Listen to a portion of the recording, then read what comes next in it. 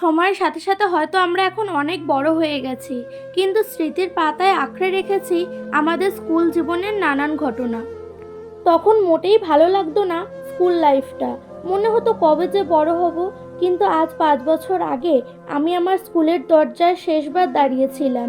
তখনও বুঝতে পারিনি যে এত মিস করব আমার স্কুল জীবনটাকে। জীবনে ছোট থেকে বড় হওয়ার পথে যদি কোনো জিনিস স্মৃতির পাথায় আঁকড়ে ধরে রাখার কথা ওঠে, তবে সত্যিই আমি আমার স্কুল জীবনের স্মৃতি সবচেয়ে বেশি আঁকড়ে ধরে রেখেছি। কিন্তু বড় হওয়ার সাথে সাথে অনেক কিছুই হারাতে হয়, তাই স্কুল জীবনটাও আর কখনোই ফিরে পাওয়া সম্ভব নয়। স্কুল জীবনে পেয়েছিলাম সত্যিকারের কিছু বন্ধু, যাদের অনেকের সাথেই এখন আর কোনো যোগাযোগ নেই। কারো কারো সাথে কথা হয় ফোনে অথবা হোয়াটসঅ্যাপে, আর তখন এসবের বালাই ছিল না। SMS করে বন্ধু জিজ্ঞাসা করতো, কিরে কাল স্কুল যাবে তো? তুই গেলে আমিও যাব, আর তুই না গেলে কিন্তু আমিও যাব না। আরও বলতো, তুই আগে গেলে কিন্তু আমার জায়গাটা রাখিস তোর পাশে। আর শোন না, কাল টিফিনে কী নিয়ে আসছিস? আমি কিন্তু চাউমিন নিয়ে যাব, তুই কিন্তু চাউমিন নিয়ে আসবি না, তুই কিন্তু অন্য কোনো ভালো টিফিন নিয়ে আসবি। ঠিক আছে, কালকে কথা হবে। অনেক গল্প করার আছে, তাড়াতাড়ি আসিস কিন্তু। আর স্কুলের প্রথম পিরিয়ডের ঘন্টাটা পড়ার সাথে সাথেই আমাদের একই চিন্তা হতো, কখন যে 4টে পিরিয়ড শেষ হবে আর কখন যে টিফিনের বেলটা পড়বে। টিফিনে তো আমরা খুব মজা করতাম, সবাই যে যা টিফিন নিয়ে আসতো সবাই ভাগ করে খেতাম আমরা। বেঞ্চে যদি কোথাও ধুলো লেগে থাকতো, তো বন্ধু যখন থাকতো না তার ব্যাগটা দিয়ে শর্ট করে সেই ধুলোটা মুছে নিতাম। এগুলোই ছিল আমাদের বদমাইশি।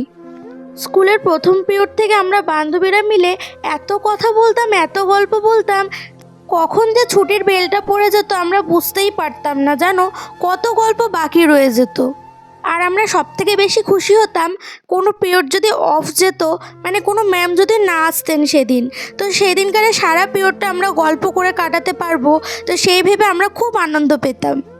আরও মনে পড়ে ওই টিফিন পিরিয়ডে সবাই মিলে পিকনিক করার কথা। 5-7 জন মিলে একটা টিম করে আমরা মাঝে মধ্যে ঝালমুড়ি আলু কাবলি বানিয়ে খাওয়া হতো স্কুলে। গামলাটা কিন্তু নিচে দারোয়ান কাকুর বাড়ি থেকে আমরা কত কষ্টে চেয়ে নিয়ে আসতাম। আর সবথেকে বেশি ভয় থাকতাম স্কুলের গার্জেন মিটিংয়ের দিনটায়।